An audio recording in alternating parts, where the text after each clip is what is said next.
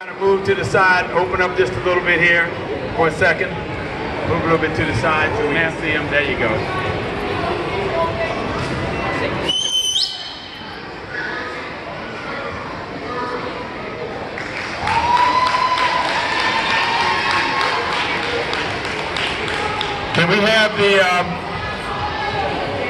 Can we have the Grandmasters in the room to please step to the front?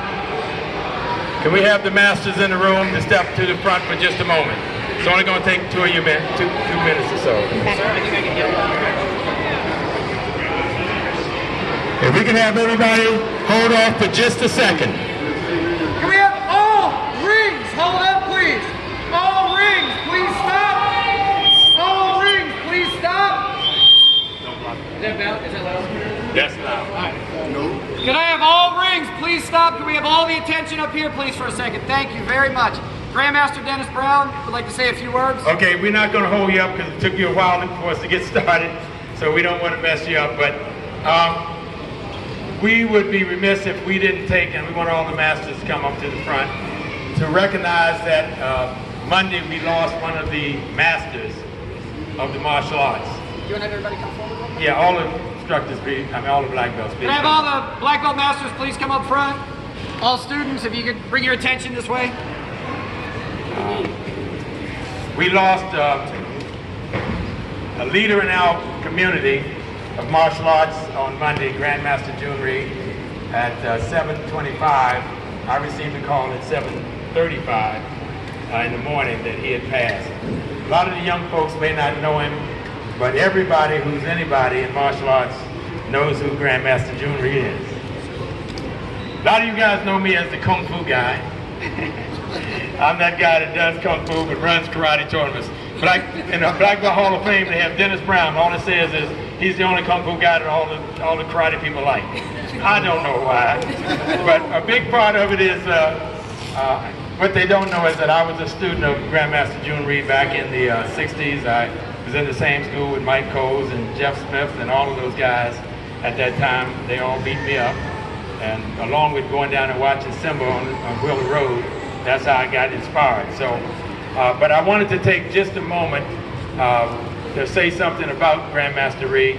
I don't care what style you do, whether it's karate, kung fu, whether it's Japanese, Okinawan, we've all been touched by Grandmaster Jhoon. He was the first one to make us believe that we could actually make a living doing kung fu.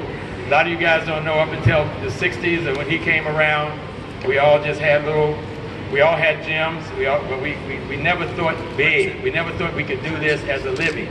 It was something we did on the side, and now we have so many professional martial artists in the room that it's amazing.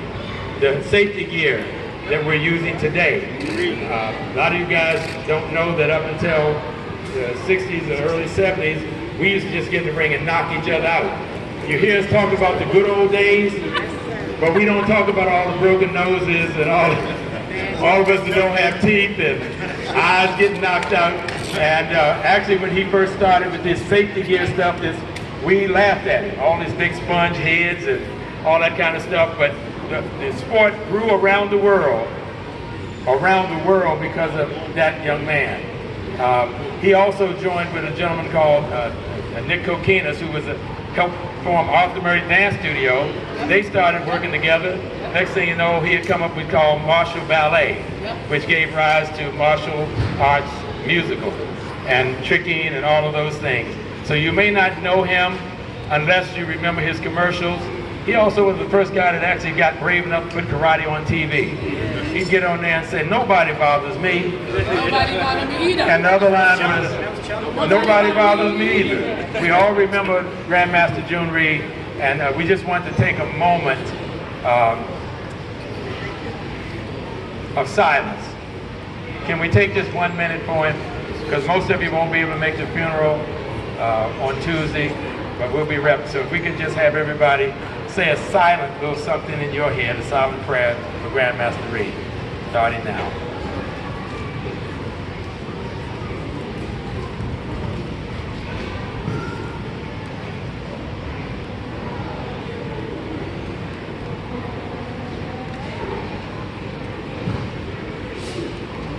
Thank you. Can Fran, if you can come over now. Guys, also, you got to hold me up on this one. This is one of my guys. Today is also the anniversary of the passing of. Well, it's actually the anniversary of the JW Spring Classics, and so which is also the anniversary of the starting of our school, and so Master Brown didn't realize that when he selected the date. So it's actually a perfect day to hold this tournament. And so again, if we can just have a little moment of silence, you know, because a lot of you, I see the faces of the parents as well as the kids that used to come to our tournament as well. And some of you are actually judging now. And so it's always a rough time of the year for me, you know, at this time. And so again, if we can just have a slight moment of silence for Master James Wyatt.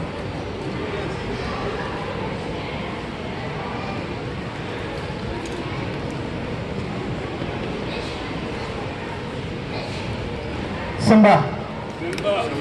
Simba. All the masters, get your please step over. I get to stand with the big